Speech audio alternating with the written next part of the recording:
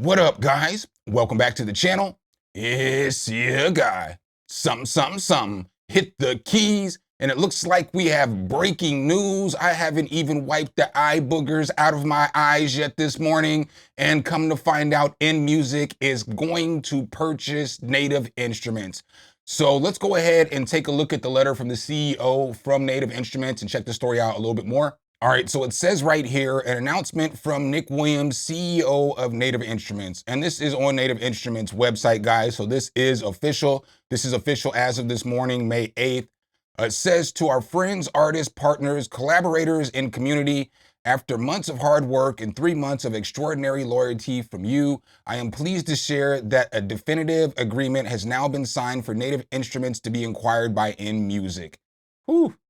A lot of y'all called that. You know what I'm saying? A lot of y'all called that. So two iconic music technology companies with decades of shared respect for the industry and the people who make music on it are coming together to build something greater than either one could alone. Our NKS Hardware and MPC Editions collaboration last year was the beginning of the story.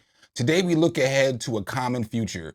InMusic has spent 3 decades building and growing the brands that creators rely on every day. Akai Professional, Moog Music, Denon DJ, Newmark, Rain, M Audio, and more. They understand what it means to build tools that musicians love, and they understand that Native Instruments means to our customers and community. So what does this mean for our community? The products, platforms, and brands you rely on continue. Native Instruments, Isotope, Plugin Alliance, Brainworks, all of it continues. Our teams continue to build, ship, and support every day. What happens next? We are looking towards the transaction completing in the coming weeks. Between now and then, the business continues to operate normally, and we will share more about the integration as we have it. As Jacko Daniels, CEO of InMusic, put it, our commitment is simple. Continued investment across all brands and product lines, and a long-term focus on innovation that serves creators at every level. The tools you rely on today will keep working, and the tools you will rely on tomorrow will be actively being built. This is a fresh start. We have been working towards 30 years of building tools for creators, and now a new chapter with a strong partner who has spent just as long dedicated to the industry. The loyalty you have shown us through one of the most challenging periods in Native Instruments history is something we will not forget. From the partners who supported us, to the artists who kept creating, to the customers who kept showing up, thank you so much. This moment belongs to you as much as it does to us. Thank you for standing with us, Nick.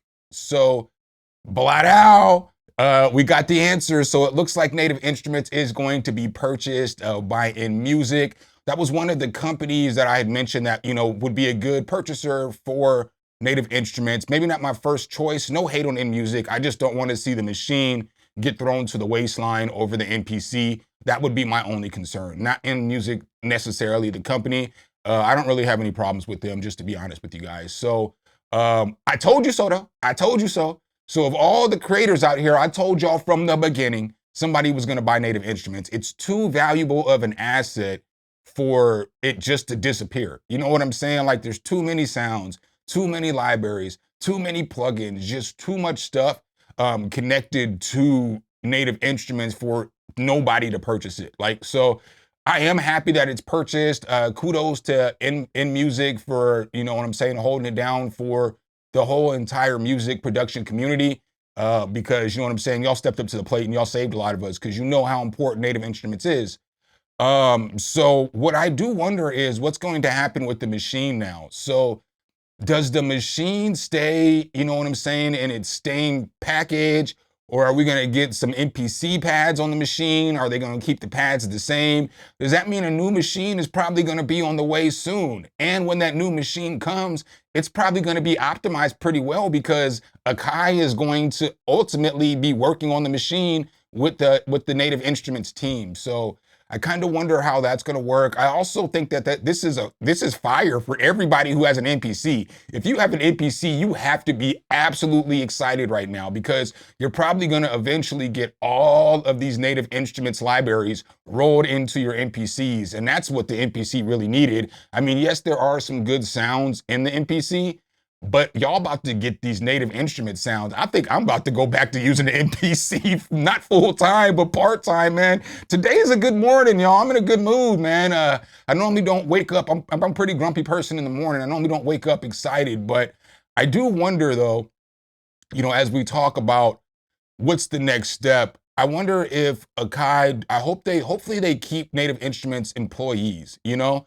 I kind of worry about what my connection is going to be like with Native Instruments in the future, because I work with Native Instruments. Obviously, you guys know that I do a lot of reviews and demos and stuff, but I don't really work with InMusic. So I kind of wonder where that puts some of us too. Not that that's you guys' worry. That's just, you know, some of my thoughts too. And then something else that I wanted to touch up on. I knew, so when they dropped Complete 26 and everybody was complaining about Ozone 12 not being in the new Complete bundles, I kind of figured it wasn't, and I knew it wasn't because they're trying to sell all these companies. So it didn't make sense for them to make the, you know, the flagship product on Isotope free in a Complete bundle. You know what I'm saying? That's not very enticing to a buyer, that your flagship product is given away free with this other bundle. So I could kind of tell that that's probably why they didn't throw it in there.